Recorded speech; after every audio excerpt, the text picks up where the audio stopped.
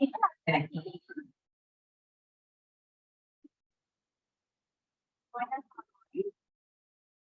there are times when I'll repeat questions when we get to Q&A, and those who are joining us. I wait for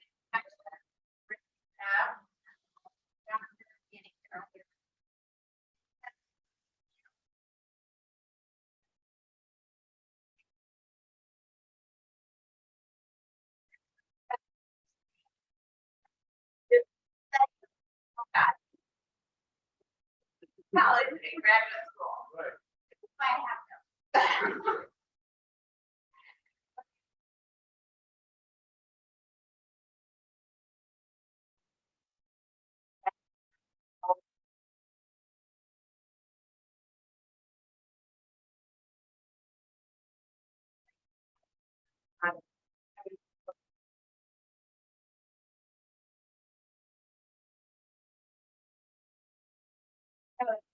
You know,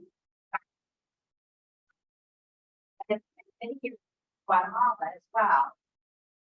It's published in both English and in Spanish, but probably many of us will know his works in English. There's a major commentary on the book of Amos, and his book, Bible and Borders, Carrying God's Word on Migration.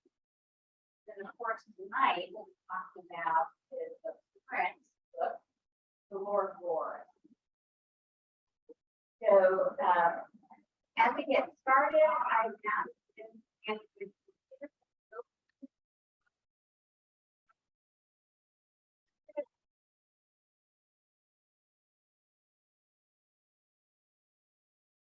this summer volcano.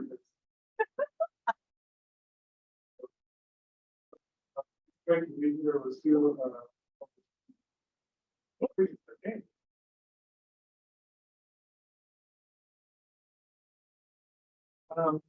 Let's look at the story of the. So it's actually based on some lectures that I gave at a seminary years ago. And the series of lectures as a book contract with Baker, so I had to write the book. But the book actually gave me an opportunity to never talk about it before very good. So it's really saying that's one of all. Sometimes we're going up when I talk there. And I go back to the article. July. It was the time of the Civil War. And so that was really the first time that I had to think about theological and particularly about war and politics. Because we didn't get that my son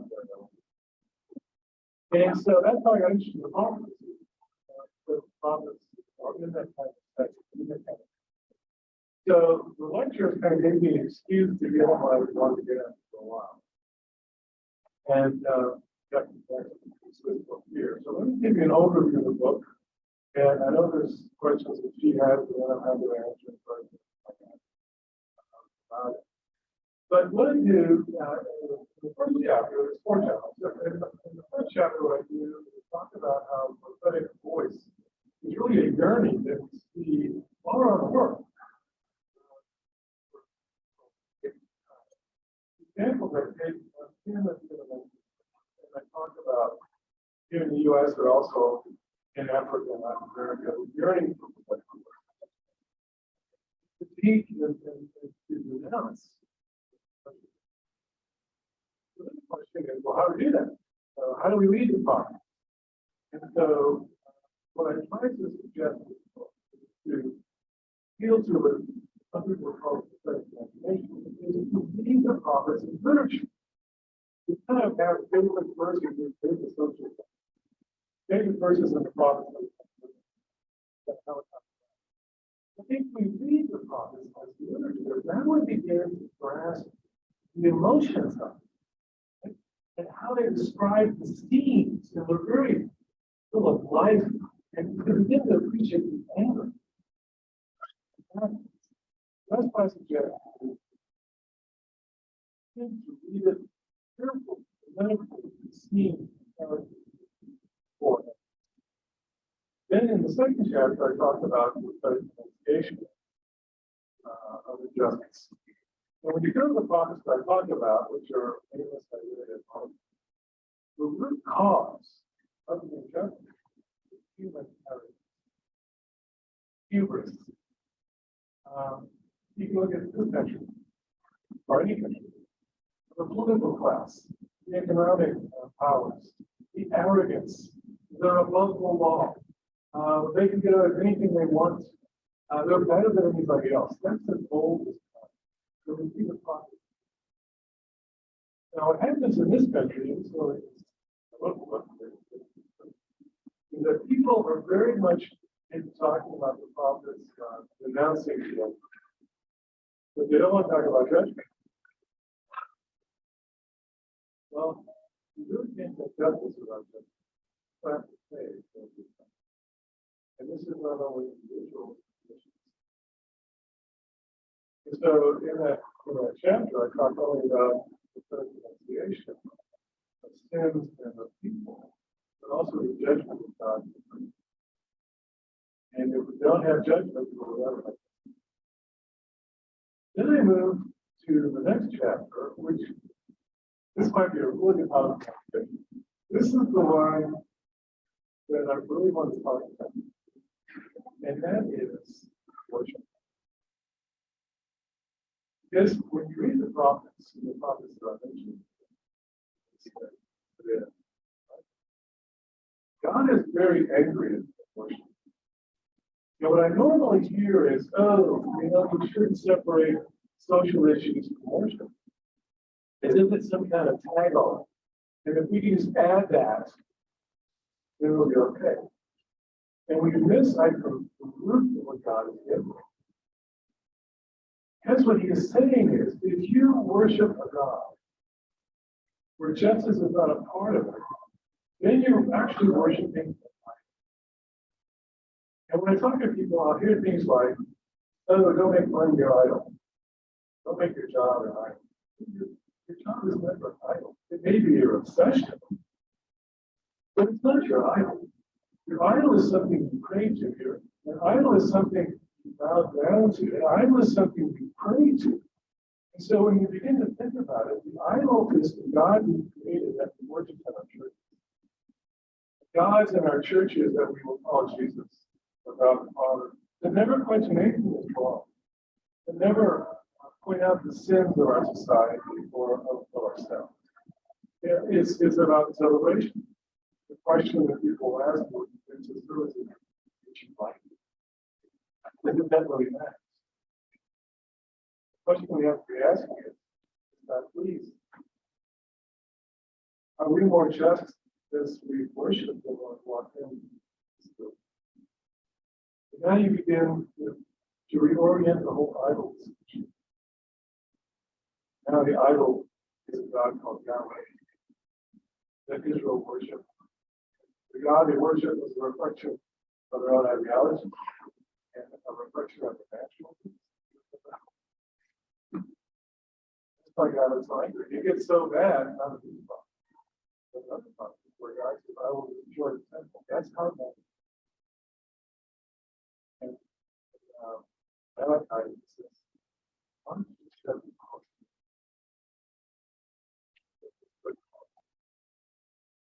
Great line in Amos chapter 4. He says, go to Bethel and sin. Gilgal and sin yet more. He talks about some things that they do. He says, this is what you love. That's right. You love to worship. As long as it's the God you want, how we want it. That's an interesting comment. And then the next chapter talks about the code. Because you can't read things just as because then you expect the sins. Okay. And when I went to seminary, we talked about eschatology, which is a technical word for it. It was more about your political, your theological scheme, right? When is Jesus coming? Is it before or after tribulation, or before tribulation? Pre-mill, post-mill, all-mill, those are the discussions. when you get to the focus, they're not talking about schemes. They're talking about food. They're talking about peace. They're talking about a just kingdom and there's so much corruption. We're talking about a renewed and restored worship that has to be.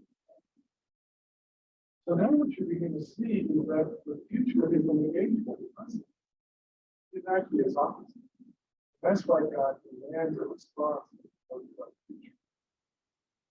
It's not, did you get your arrows right or nothing down? It's, have you done the things that reflect the future? If we were living in a experience or in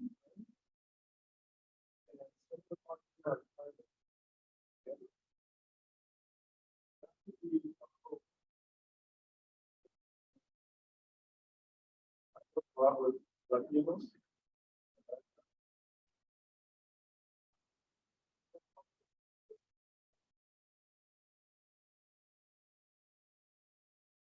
Life for a future hope for their children, they don't want to do anything. You get to see the power of hope. Something that we've lost. I think sometimes in this country now, the only thing we hope for is like a better car, like a TV in our van or something. Or here was an iPhone. That's our hope. Well, another case of hope. Clean water at the end of the war. That's the Bible. So you begin to see, read the prophets carefully, there's so much that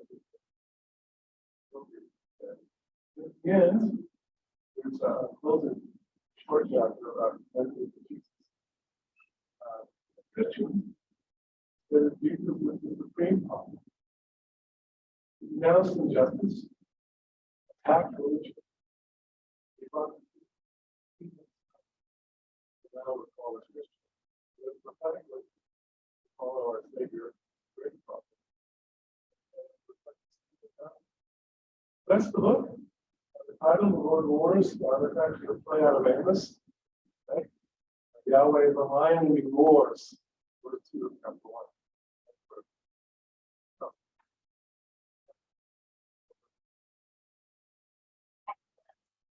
Excellent. And there is a plot that I would love to spend time.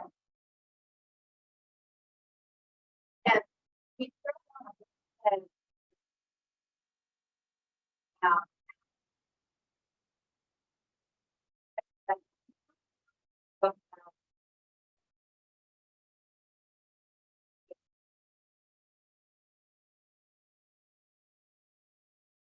From an Old Testament book, the man would know this thing.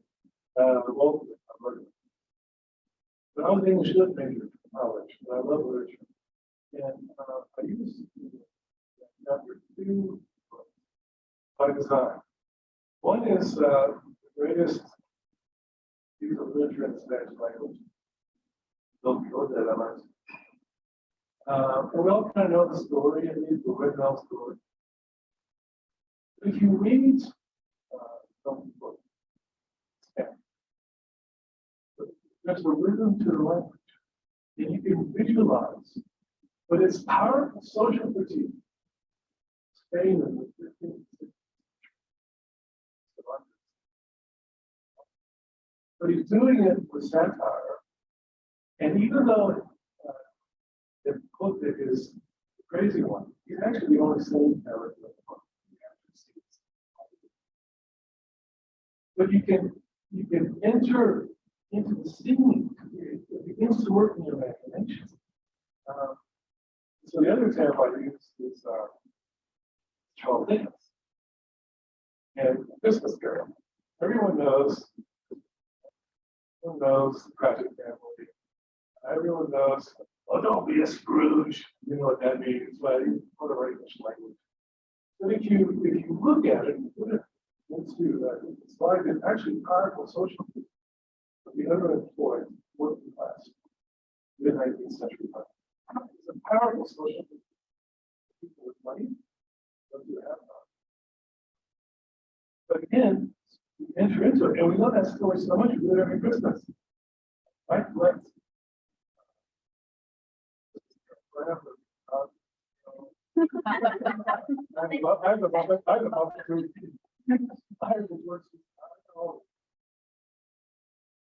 But the point is that he's actually grabbed our imagination. But what we miss is that those two words, which are famous in each of those cultures, are actually teaching us and reflecting society back to us. And the better reader we become, the better we grasp and appreciate the emotions of it. That says in the Quran. They're looking for verses with the word justice in it. That's okay. Let's enter into the literature. That's where we begin to see the power of literature. That's why I thought That's very helpful because what you were saying is the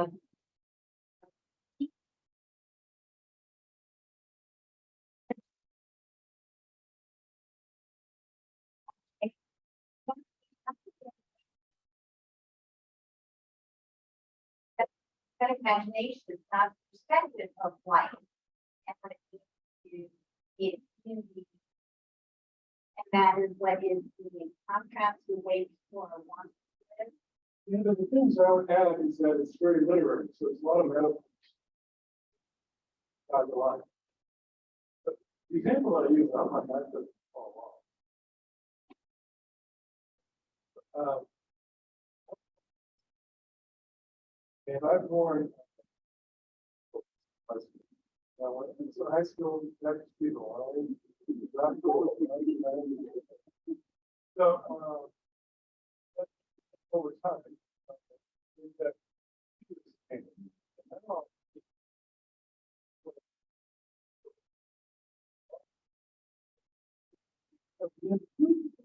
so one thing that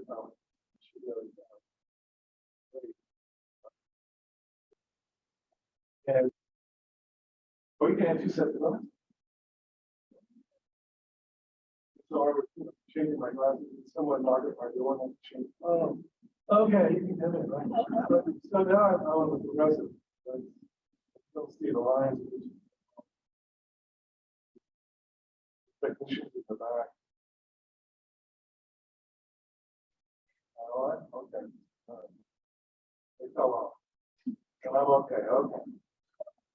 But here's the point. Everyone in the world sees life. I can see everyone here, but even you in the front are kind of blurred. You look up at the zone. That's what the Bible does.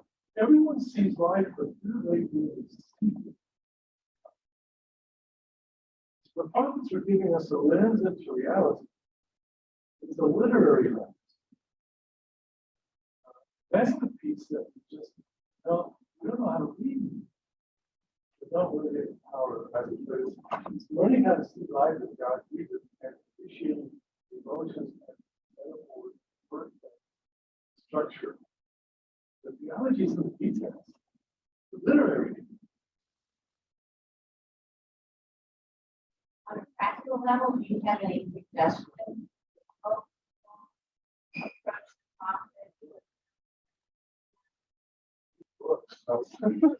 Read fiction. Learn how to read again. I mean, this is the purple seminary. So I was an English literature at college. So I go to seminary and learn how not to read. So we're doing this class, then I go to church. The Bible church. And so we did Philippians in a year.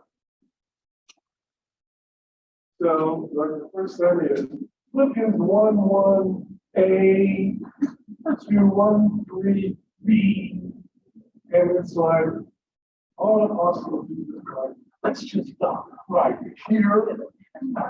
What does apostle mean? Okay, run your way through the book. Well, I'm sure when Paul was actually one of the elders, Philippi, reading the book, the letter, it wasn't like, oh, the apostle, let's just stop right here and spend a week thinking about the different word. You read the whole thing. And I think one of the things that you see with prophetic voices is it's like if you watch a Martin Luther, it's poetic and he grabs you. And so we've lost, we don't know how to read. And when we do read the Bible, we're looking for nuggets, we're looking for the original lines, we're looking for words instead of reading. So why do you think people got so angry with the prophets? It wasn't because of a particular word or just an idea, it was how they were expressing it. Mocking leaders or denouncing them, exposing them. Their words. So we just so instead of reading great literature.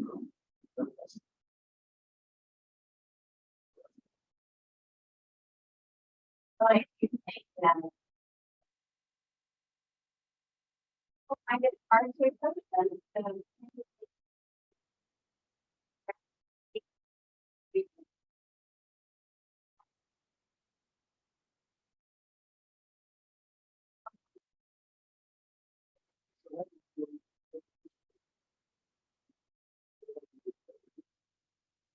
Really,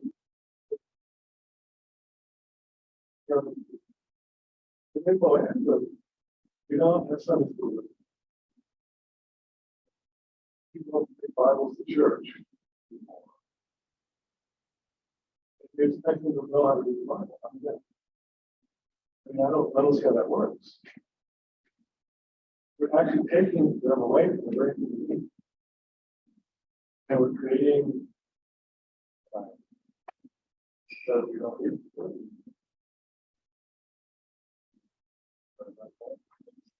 I think that's helpful. I think it is important that we do be engaged with all of Scripture. I think there be a tendency also to emphasize the New Testament and the Old Testament a lot. So we don't understand that all of this is God's word to us and that there is purpose and recognizing the different genres. And within the prophets, so much of it is poetry and imagery. And so maybe taking the time to recognize that could take us a long way. Yeah, we don't even do English poetry. So how are we expected to read ancient poetry? That's maybe one or two. Why did you choose these topics in particular? These are kind of the three books that people will go to when they talk about justice and politics. We talk about Amos, Isaiah, and Micah. And there's other verses in the books. These are the big three. And they're all kind of 8th century. Okay, and then for those of us who may not be quite so up to speed on Old Testament history, what time period, what's happening in Israel at the time when these prophets are around? Well, you're talking 8th century C. We're talking about the rise of the Assyrian Empire. So that's the thing that we don't appreciate as much. I think it's also, when I think about it, probably thinking about how we read. Because they are reading the Bible in the shadow of a threatening empire. They're a small country on the periphery. We're used to being an empire. Militarily, in our way. So we're not used to reading under threat. And so I think that's what's a major warning. And if they don't change, the threat will become and so when they're warning people, the warning is very tangible. It's basically war. And again, because we haven't had war on our soil since Civil War, it's something that happened right over there somewhere. But for them, it would have been very present. So I think that gives it a much more urgency than we can appreciate. Which does lead me to another question. In your book, I noticed how often you are bringing in different voices from different cultural contexts than kind of the dominant US context. Why did you choose to do that? Why? Well, there's one particular voice that I wanted to bring in. Because of my Latino background, I wanted to bring Latino voices not only from Latin America, but there's like 60 million Latino here. And a lot of wonderful theology. And I want to and the other one that I wanted to bring is and also the African American. So not only some current voices, but flavor diverse people.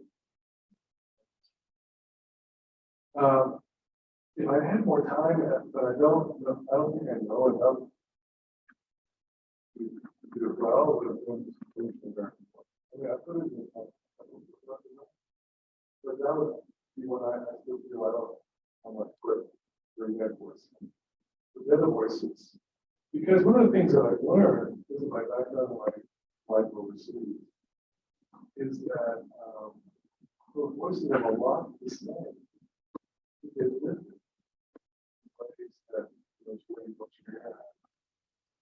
and so, how do we get to those voices? And we're talking about Middle Eastern people, which is a very different voice than what we're talking. So that's kind of why. You can't talk about justice and not give those voices a place. Yeah, and I think that was an element that really helped me understand the points that you're making about the prophets here. And if we spend a little more time on the chapter on injustice, what do you think we tend to miss in our understanding of God's anger and justice and judgment? That because I think a lot of us are a bit put off from the prophets when we hear that. Right. And that's where we stop, and we often don't get to the rest of the message of the prophet. I think that question has several components to it. One of the problems, and it depends what audience you're talking to. I think one of the problems is some people don't look into the prophets because we're talking about individual sinners, what we would call the political class, the economic class. And we're not used to talking about sin that way, but it's very biblical. And so they're also talking about systemic things, economic things. So I think because we have an inadequate view of sin, we don't know what to do with it, so we don't even go there. Because if we begin to go there and then try to mirror it back into our own setting, that can be very uncomfortable. So I think that's one of the reasons why. And what I find interesting is that the people who talk about sin on the structural systemic side really are not interested in talking about the judgment piece. Somehow that's offensive or harmful or something. And I'm like, you're just talking words. If something is not done, and if God doesn't get angry at sin, then we really are in a problem. And I think God's anger at sin and mistreatment of other humans, because humans are in his image. And if you mistreat a human, you're mistreating him in a sense. And when we see injustice and when we get angry, the question is, where does that anger come from? I think it comes from you being in the image of God and you're responding as God would. But it's like they don't want to talk about that because they think it's harmful. So they're like, you can't have justice without judgment. And mandate is the work that you're doing. People need to be called to account and judged for what they've done. And so I think that the progressive side has lost some of their bite because they truncate the message. On the more conservative side, they limit the message of sin. And I think all of that, the one last piece, getting too long to answer, is one of the things that you find, this is why the religion is so important, is the nationalism. Because it becomes a religious ideology. It sanctifies a nation and its life. And there is no nation under the sun, and never has been, nor will be, that can be sanctified by God until Jesus comes again. I mean, we can't. We're all sinners. And can I tell you a story? Okay, so this is 9/11, and went to church. I was like on a Tuesday, and I was driving in the seminary, and I didn't have my radio on, so I didn't know. So I come in the parking lot, and the president at the time says, "Did you see what happened?" I said, "No, I said, phone." So that afternoon, I had a class on Old Testament sermon. And so I went in and I said in the class, how would you process what you just saw theologically? I had a class of like 60 students. Not even, because everything is individual. So then we go to church on Sunday. The church we were at was a large church. Had an American flag draped over the wall with a fire. And then during service, they went into a medley of America the Beautiful, My Country, and then they closed with the national anthem. And the choir was kind of off to the side, so everyone kind of turned to listen to the flags. People had their hands over their heart and they're weeping. And I can appreciate the emotion of it. So we got home and we had lunch, and my wife goes, "That was an amazing service." I said, "Well, actually, it was pretty fun." There was nothing about God in the songs that we were singing, but there it was. See, this could be on the left or the right. I mean, you have left-wing nationalism of its own kind of sort. As you do on the right. I mean, it is just what humans do and have done since the beginning of time. So it's not a left or right thing, it's a human thing. Humans will use their religion to justify their politics. No matter who you are or where you are, and what country you live in. I've lived in 4 countries. I've seen the same thing. So I think all of that, those are reasons why we just can't or don't want to go to politics, because they're very uncomfortable. That's why people want to kill them or put them in jail. But there's so much here. But I'm keeping an eye on the time. Okay. I do want to get to worship because Okay. we're starting to get there. Yeah. And I think your chapter on that is very intriguing and very challenging. And this whole view, as you've already been saying, our view of God. And this is actually one of the chapters where I noticed that you were bringing in a lot of different voices to address this, because it's tied very much with the God that you worship. If I'm understanding what you're saying, the God that we worship, then we reflect that God. And if we're reflecting the true God of the Bible, Israel, the true Yahweh, then that will make a difference in how we're living life. Right.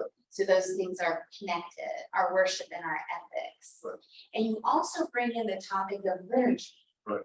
which you make the assertion that every church has liturgy. Right. And some definitely recognize that, embrace it, identify it, some don't. Right. In what way are you talking about liturgy, and how does that form us? How does that influence when we worship, how we view God? Yeah, it's interesting. People say, "Oh, I go to a non-liturgical church." I'm like, I don't say this. I just think in my head. I just go, "No, you actually do. You meet at the same time, same place." You have 3 songs, and then the offering, and then the sermon, and then the closing hymn. Every time, same order. And the first song is real lively, but before the sermon, they kind of tone it down. That is a set series of actions every Sunday. That's a liturgy.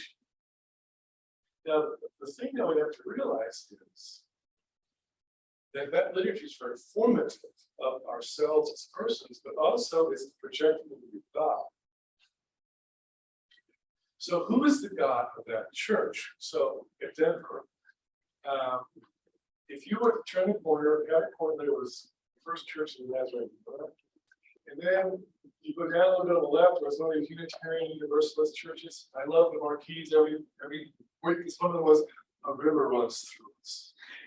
That was kind of like, and then you went a little bit further, there was this kind of Bethany Lutheran church, right? And then around the corner, there was a community church. And if you went over the bridge, I-25, there was an American Baptist church. The Jesus in each of those churches is a different Jesus. And if someone kind of beamed in from outer space and just kind of walked down that road and would visit each of the churches, and someone would say, "So who is Jesus?" The answer would be, "Well, which one do you want to talk about?" Now, once we begin to realize that the songs that we choose, the songs that we do not choose, the sermons that we preach, the things that we do we have confession? Things like this. How often do you have divorced people? All those become very formative.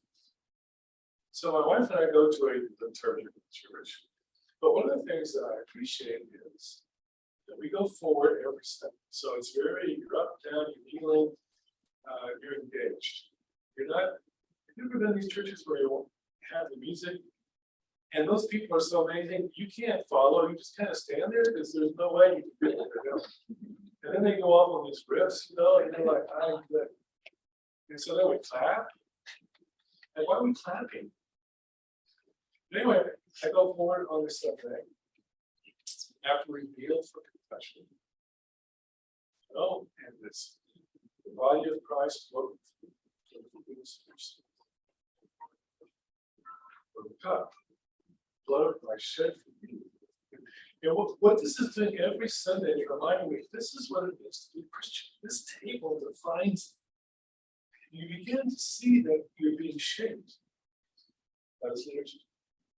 So when we go to our churches, we are being shaped, and they're projecting on us the view of God. And that's a lot of people invested in what that church does, and who sings and who doesn't sing, and how often do you sing, and who gets to choose, and who gets to the prayer. And one last story, right? To show you where we've come. I was in a big city, at a big church. And this church had put atomic clocks so that everyone was right to the very second together. And so I was preaching, and they had, the electric clock thing here, and one little pulpit that would actually begin to change colors if you got closer to the time. Okay. Another church, one of those stories, then I'll give it back. I'll give it back to you. But it's not my wife and I were looking for a church in Denver. And we went to this church. And it's a seminary problem at the time. You just want to go to church, you just kind of be left alone. I want to be anonymous here. So sure enough, we walk in this church, and there's 3 students. Oh, Dr. Carroll, it's a great to have you. No, thank you. So we sat on the 3rd row. It wasn't a large church. The guy comes up to me with a box of donuts. You want a donut? And I'm like, all right. He says, well, I said, we're trying to encourage people to sit closer to the front. So if you get in the first 5 rows, we'll give you a donut. And he says, there's coffee in the back. Okay, so, and so, and this is, so everyone has their coffee. They're not the Bible, but everyone has their coffee, right? So the band gets up there, they're pretty good. Everyone's got, you know, jeans and sandals. And then the pastor gets up and on a stool and one of his music stands. And has this, you know, he's like this, stuff. That's people talk like this, you know? And so he does that. And then it was about when Jesus sends the herd of pigs over the cliff. And he showed a film clip. Says, you know, he says, our family, Saturday night's family night, and we love old comedy stuff. And one of our favorites is Get Smart. Now, some of us are older, we remember this series. It was black and white. I'm dating myself. I'm seeing some white hairs in the back, they're going down. Well, anyway, so he says, I want to show you the very first episode. So we watched like 10 minutes of the very first episode of Get Smart. If you know Get Smart, there is an international enemy that Agent Smart is fighting. Remember that? Chaos. We all have chaos in our lives. That was the transition into the passage.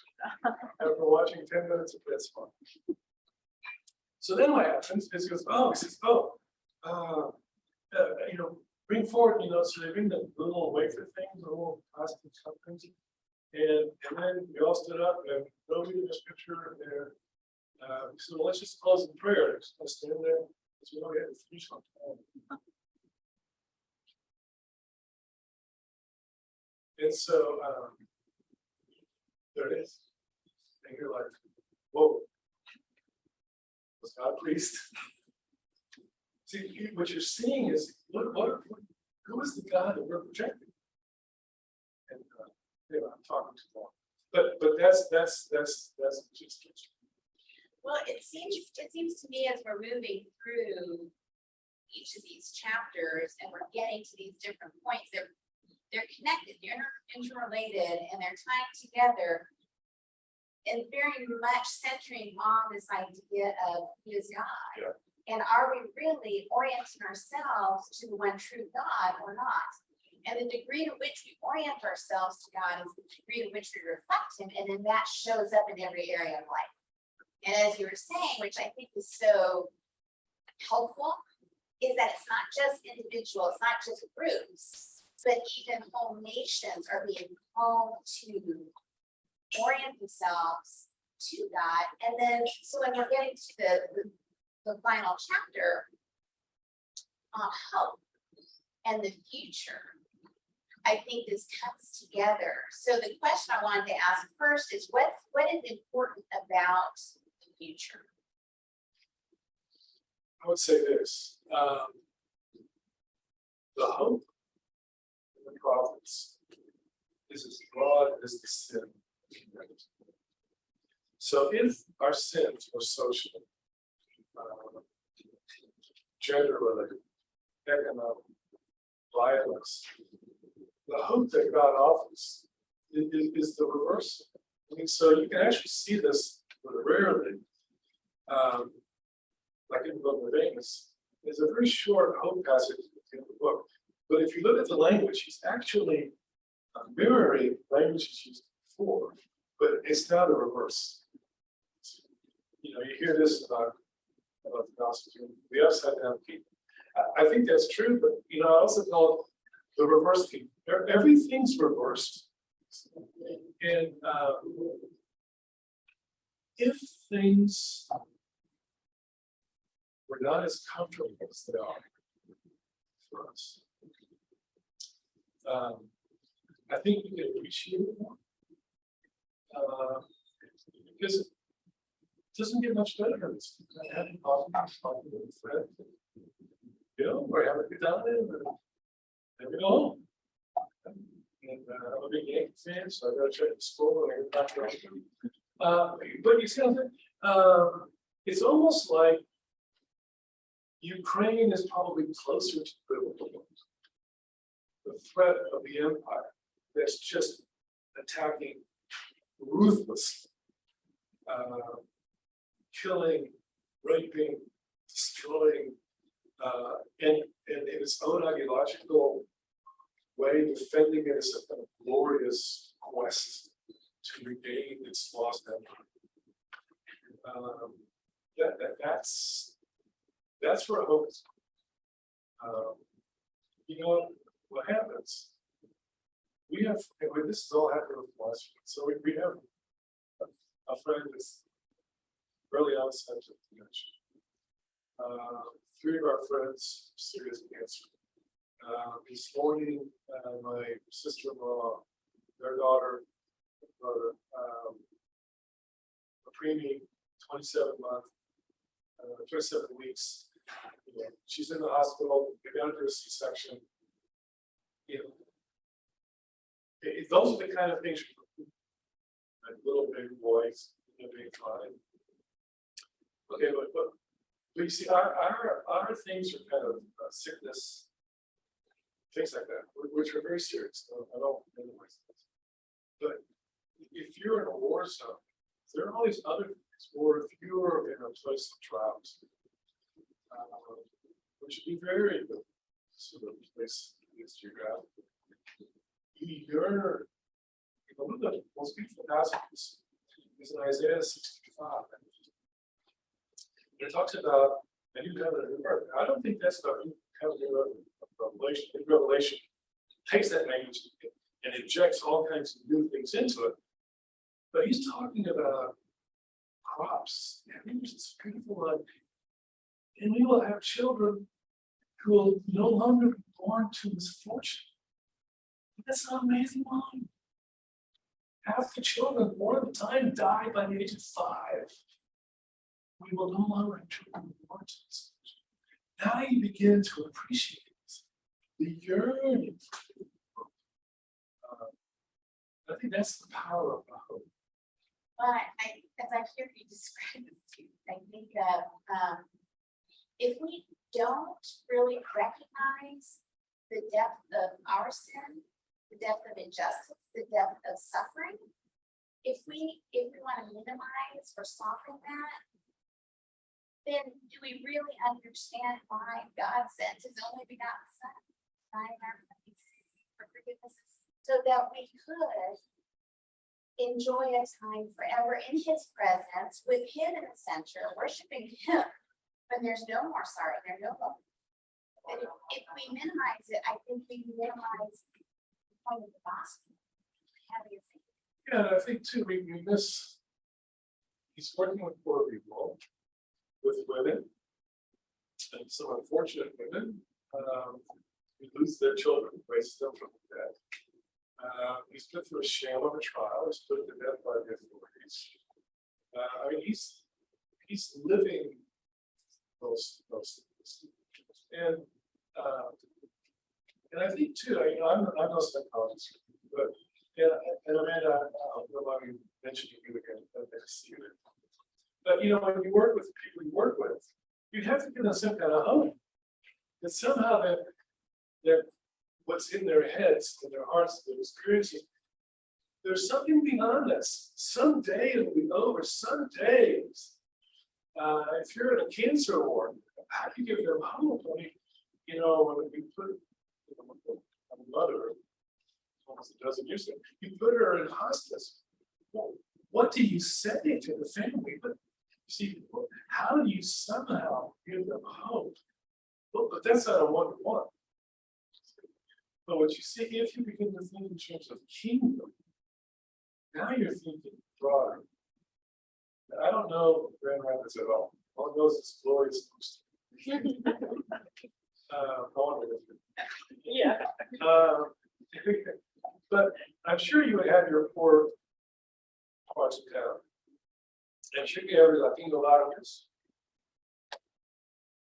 That might be a different conversation. Those, you know, parts of the city that we're having here, you know, where other kids, and their kids have any hope. Well, I think too, one of the things that struck me from that particular chapter too, because it does seem so overwhelming, We are riddled with sin. We are fallen. We don't get it right this side of heaven. But when we choose to orient ourselves to God and follow him and his ways, which it sounds like the prophets are saying, go for it. Like this is turn this way and walk in this way, that we are reflecting who God is. And that's living by faith. That is living out faith in an unbelieving world so that all the nations will know who this God is. Yeah, that's the sad thing today in this country. When people think of evangelical Christians, what do they think of? Well, the church abuse. What's happened to women? What's happened to children in Canada? The racism. I mean, that's what we projected in society. That's who we are, and that's the indictment. But there it is. I mean, we need repentance not only individually but corporately, and we need a reformation. Basically. Well, we are getting closer to the end of our time, and there's so much more. But I want to open up, see if there are any questions from the audience.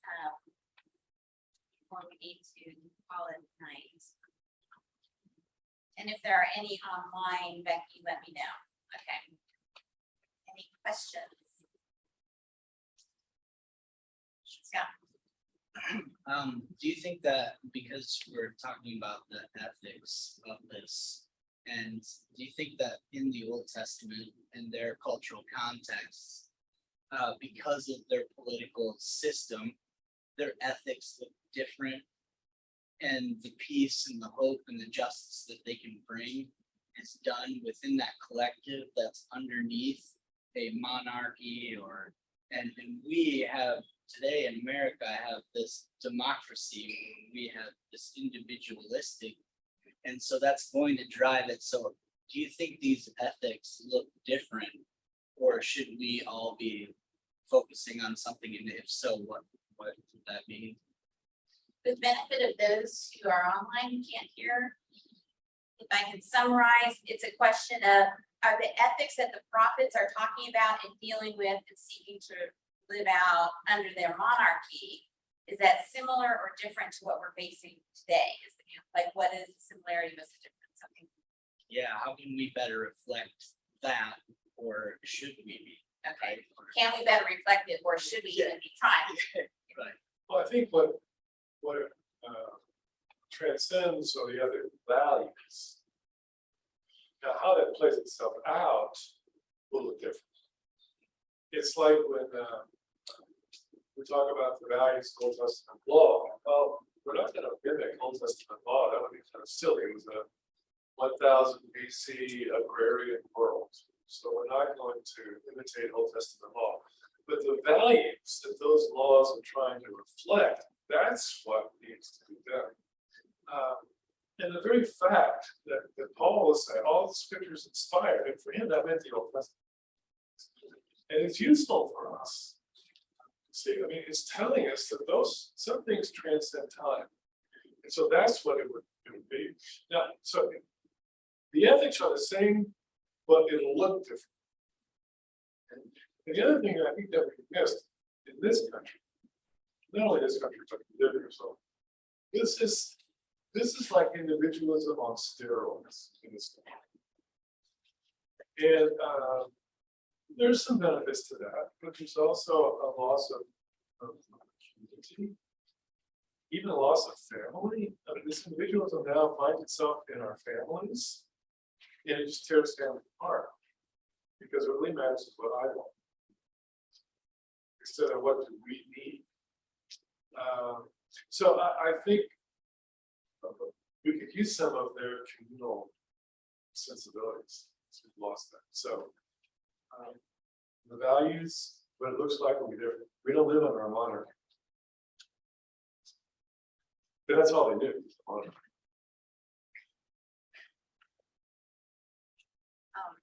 Thank you for that. It's lovely. It's a lovely way to spend a Thursday night. So, as you were talking, I was just sort of reflecting on why is it that we have so much trouble identifying systemic sin in this country. And I wondered how much you bumped up against sort of that theology or ideology of America as the new Israel. And so we are the promised land. We've already made it. So it makes, I don't know, I'm just wondering if that makes it harder for us or obscures our faults, the places where we aren't so new Israel-like. Yeah, I think. Oh, sorry. She's asking why do we miss the corporate piece of it, the systemic piece of it? Does it go back to kind of American exceptionalism? Yeah.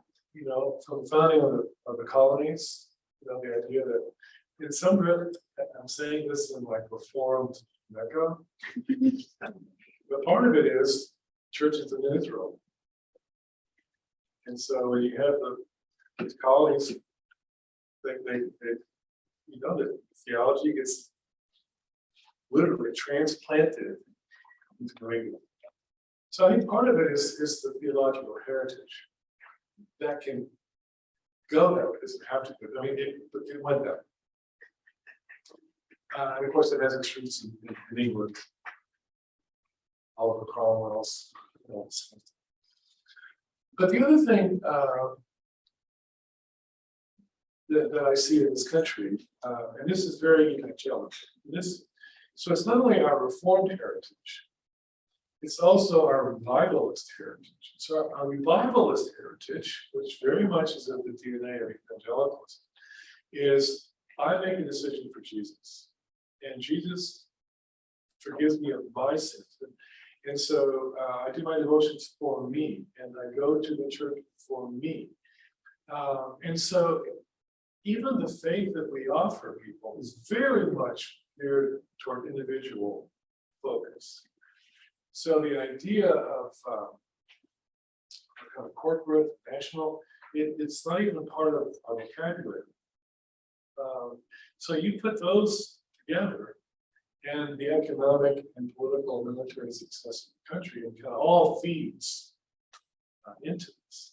And so how do we get people to begin to see?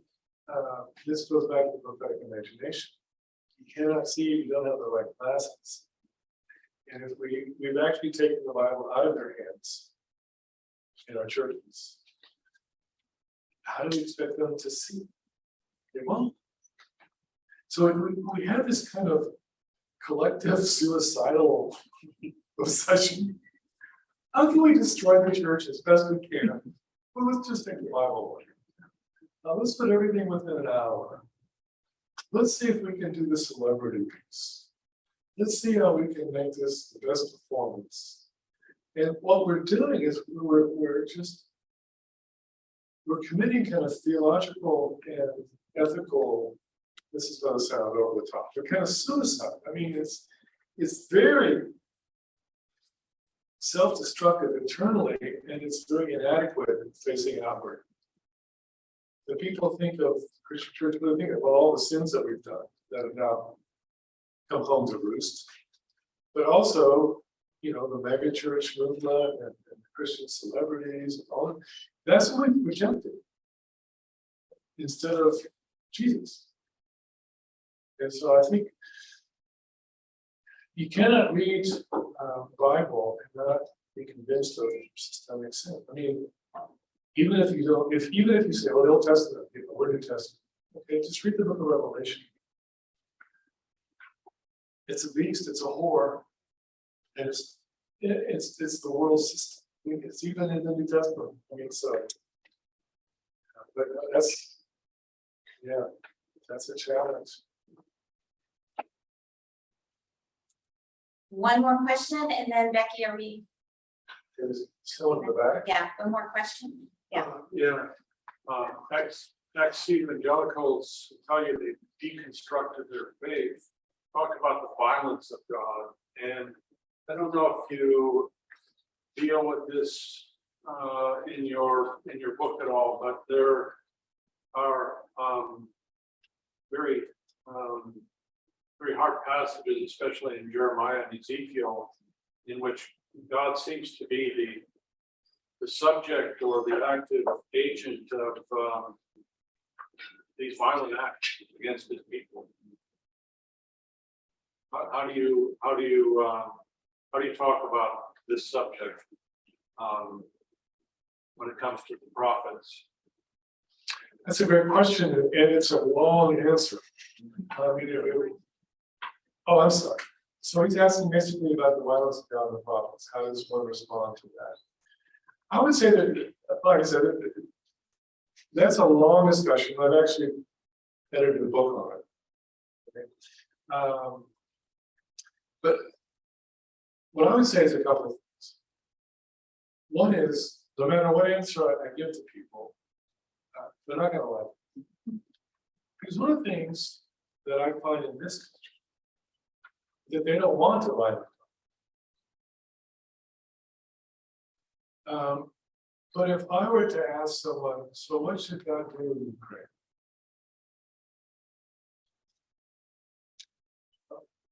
How does God respond to the Holocaust? How does God judge a country for centuries of slavery and prison? What do you want God to do? And I think one of the things that we see in the Bible is God is reacting violently against sin. And I don't do it in this book, but in the other book, I talk about, if you read the prophets carefully, let's say the book of Amos. Let's take a minute.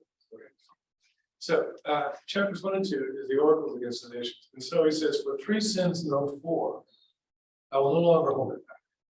It probably the judgment. But what he's told you there is that he's been patient. And then it talks about how he sent prophets and they didn't respond. And you begin to all into the passages where he's been waiting and patient. And finally, the time comes when he just goes, can't wait anymore. And so that's what you begin to see.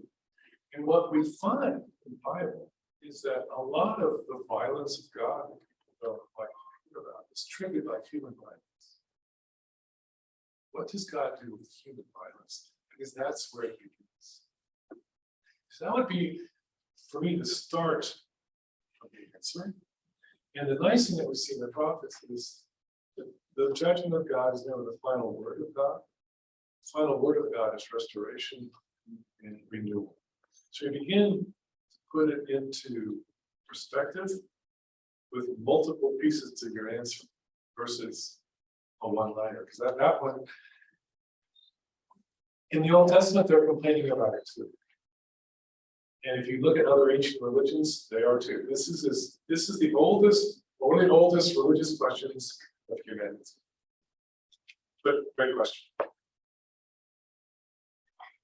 Wow, so wish we had more time than this, but Danny, thank you so much. And I hope we can get you back here again. We are gonna close our formal time now, but the event is still going until 8:30. If you want to mingle, interact, ask some more questions, but we will bring it to a close formally right now. Do people want me to smile? Yes. Over there. It's over there. Okay, and so, all right. So Becky, do you have any final words